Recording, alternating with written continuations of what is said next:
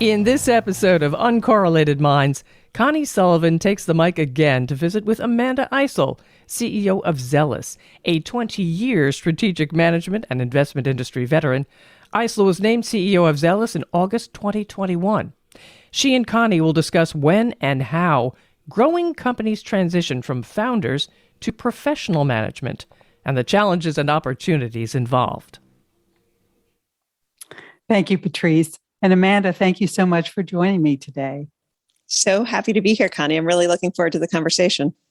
You know, it's funny. I was thinking back, you and I met over 20 years ago at the University of Virginia when we selected you for the very prestigious Sky Allen Scholarship Award. And here you are, CEO of one of the Inc. 5000 fastest growing companies for, I believe, the 10th time. Hard to believe that that was 20 years ago. I remember it vividly. And yes, it's been an incredibly exciting journey since UVA. We are going to talk a lot about the experience of coming into a tech startup and the founder's dilemma. But before we do that, I'd like to talk a little bit about Zelis, learn a little bit more about that. And really, of all the companies that you have advised and worked with over the years, why did you make the leap to Zelis? Absolutely. So Zelis, we price, pay, and explain healthcare. We are the leading healthcare payments company. We use technology to sit between the payer, provider, and member to just take a lot of the friction out of the system. We are, on one hand, a young company, but we've grown fast. And so we're a big company, and it's a really neat company, I think, in relation here, because it's a company that came together 5 years ago through a lot of founder businesses. And so bringing together these just small, dynamic, high growth businesses that find ways to innovate in healthcare and join the technologies together, that is so much of what has fueled the growth. So that for me was why I took the job. I had this incredible opportunity for the better part of 2 years when I was at Bain Capital working with Zelis to work with so many of the founders. And so when they said, hey, how would you feel about stepping into this role? My honest reaction was, I can't imagine a job that would be more cool than being the CEO of this company. That is great. And it sounds like it continues to take off in completely different directions with the acquisition of Sapphire Digital and other growth by acquisition.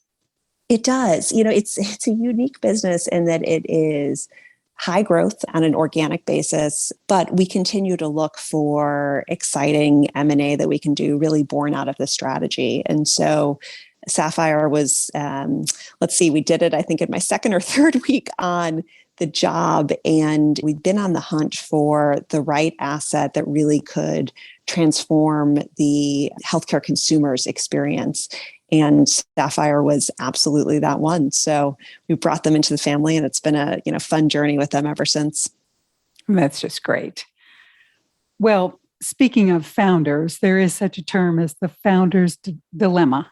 There's been a lot written about it and talked about it. And it's really the question that many founders face in deciding when or if to turn over the reins to a professional CEO. Yeah. And I know that you have spent a lot of time working with and consulting many founders on this very question. So I'd love to chat about that for a little bit. Absolutely. I've had I think, unique experience in that, I spent over a decade at Bain Capital working with the firm's technology investments. And in doing that, almost all of the businesses that I worked with were founder-led. And so went through this journey often with founders, some of them who said, listen, I want to bring in private equity investment to fuel the business and stay and be part of that.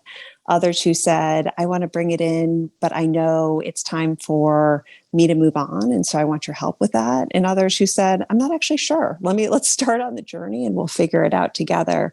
So I've seen the whole gamut of how founders think about it. And to your point, I think it really is a big dilemma because, I always look at founders and say, gosh, this is a baby that you created out of just brilliance that you had in your mind. And that decision of when to let somebody else in and how to work together, I think is a really big one. Do you find that there's a different skill set that a founder may have versus someone who would take the company to the next level?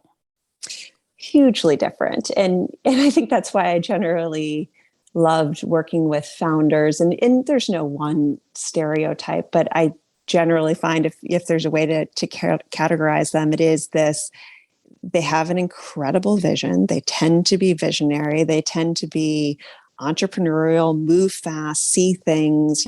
One always said to me, listen, my whole approach is move fast, fail fast, move on. And that's so much of what drives just the incredible breakout of these companies. On the other hand, I think the professional CEO sees the world through a different lens and can come in and look perhaps sometimes in a more surgical way at the business and how to grow it. And to me, the beauty comes when you find a founder that wants that and a professional CEO that says, I see the greatness in what you've created. How do we come to the center together to figure out how to fuel the company? I've heard you talk about the entrepreneurial magic that you want to be able to retain in a company. And that has got to be a big challenge to capture that and retain it. It is. And I think I use the term come to the center deliberately because, again, not to use stereotypes, but it requires, well, I'll speak about it in the terms of a founder that I worked with, the one who used the move fast, fail fast. It required him saying, I see value in the way that you look at the world through analysis, through a framework of decision making and analysis. And it took me saying, I see a tremendous amount of value in your instinct, in your gut, in how you move. And for both of us to say, that's uncomfortable for me, the way you think. But I think that's what's required to make it successful. And that entrepreneurial magic is exactly that.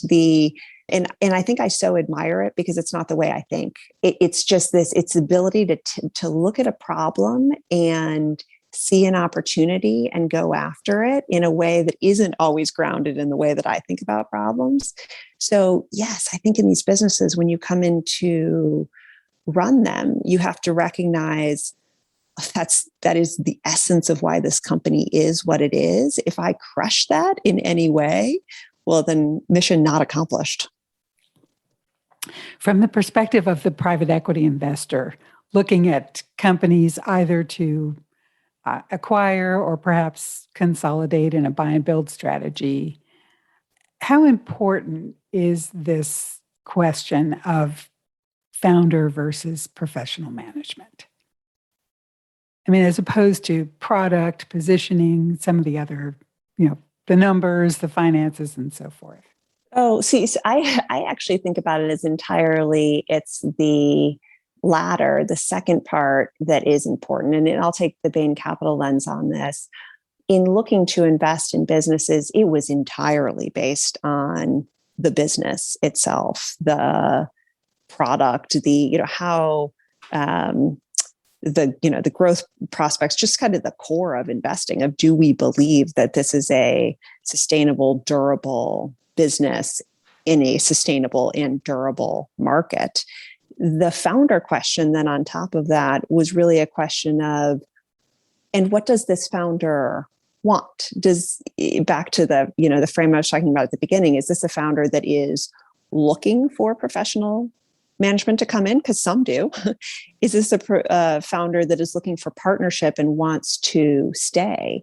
And there's no right or wrong answer to that. I think it's just a question of, well, what's the goal here? And is there a fit then in that relationship? And I'd say to any founder that is looking at this kind of opportunity, to me, it's not necessarily the decision of to take money, to take the investment or not. It's the decision of who do you partner with? And does that partner, I think, have a track record of working with founders? And does that partner have a track record, a chemistry with you that you can see it fitting? And there's no promises, but I think you can get a taste of what the future could look like.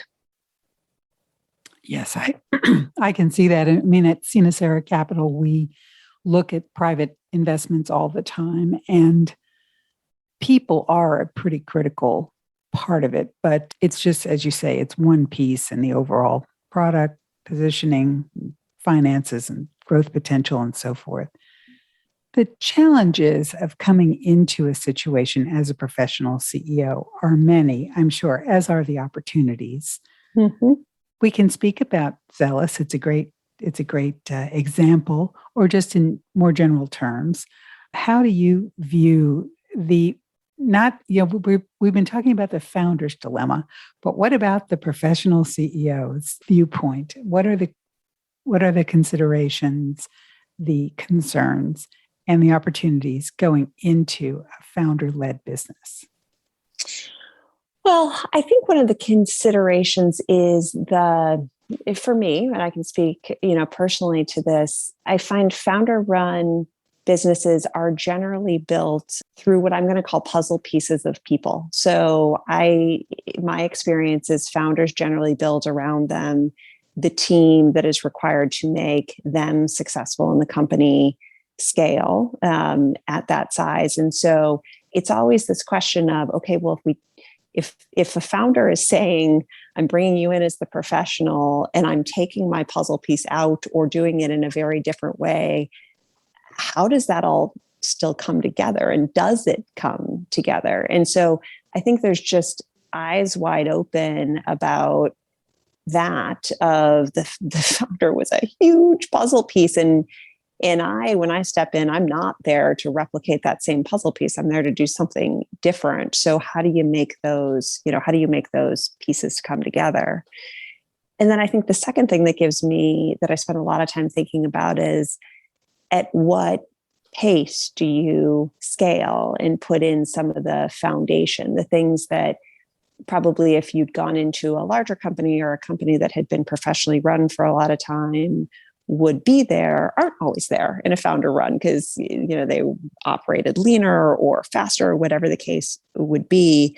Again, not necessarily a bad thing. And I think you do have to temper how much you move to put in those quote unquote more professional aspects of the business for, say, this is okay for right now. And again, might not totally make me comfortable in places, but I know where the biggest risks are, and I'm not going to weight down the business with too scale or big of an approach. Right. And then, of course, you have the whole issue of working with a new team and becoming the new leader. I love the photo that's on the homepage of your website that shows, or the company's part of it, that shows you and some of the other senior executives doing a very rigorous physical outing. Fly fishing, was that the one that may have been. I just looked at it and thought, she looks great.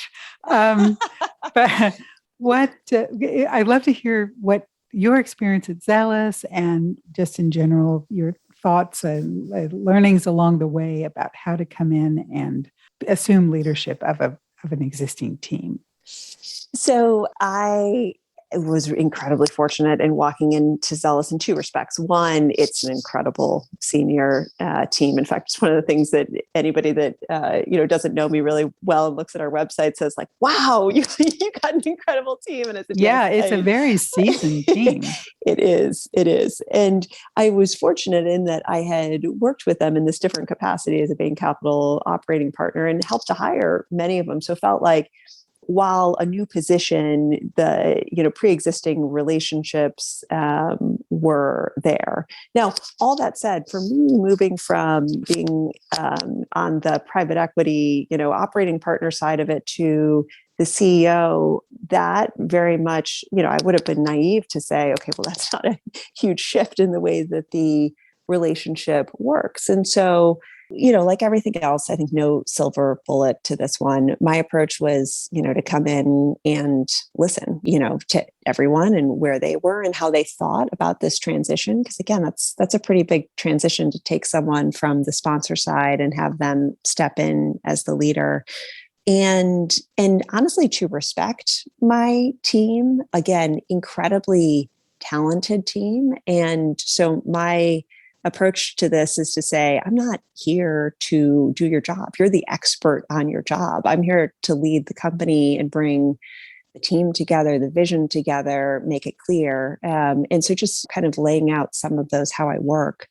And the thing that, that we did that I'd recommend, I think, to any CEO is we went offsite pretty quickly as a new team. So I guess we were doing the Sapphire acquisition, so it was a pretty busy time. But sometime in that first 4 to 6 weeks, we all went away with a leadership facilitator that I used a lot during my time at Bain Capital to help guide us on how we'd work together. And for each of us to be able to talk about ourselves as leaders, how we work, what we were looking for in the team.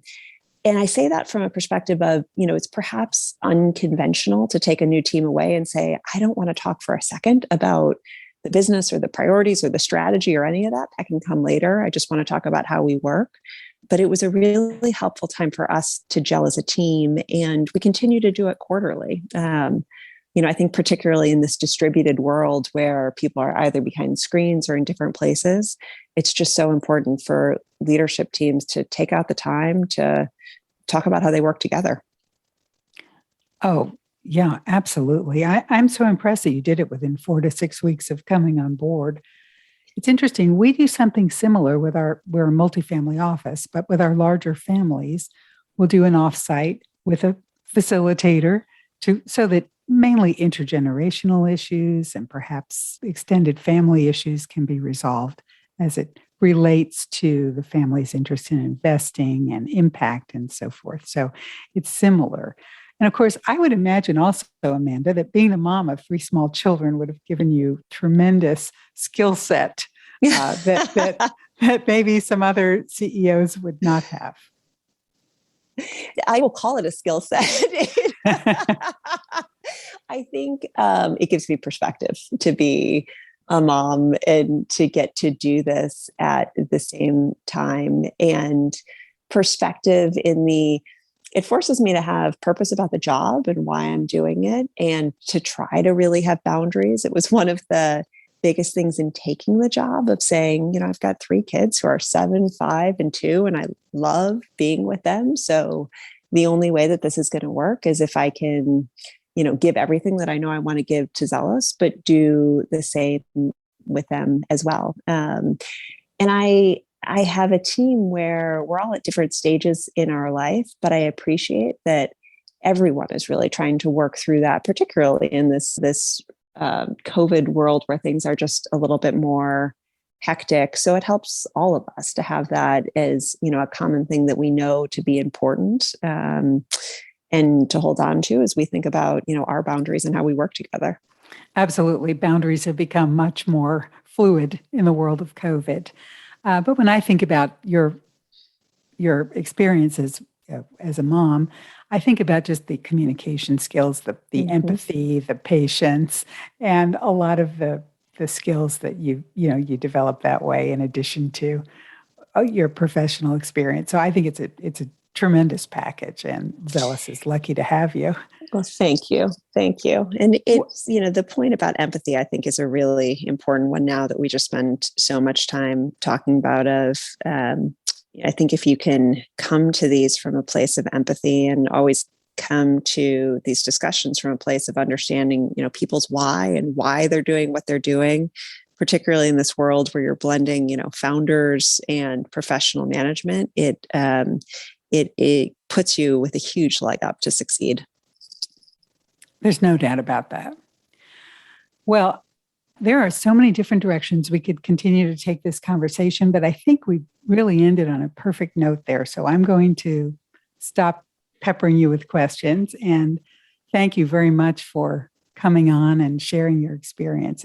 I think it's something that will be of interest to many of our entrepreneurs and investors out in our world. So thank you. Thank you, Connee. I really enjoyed it.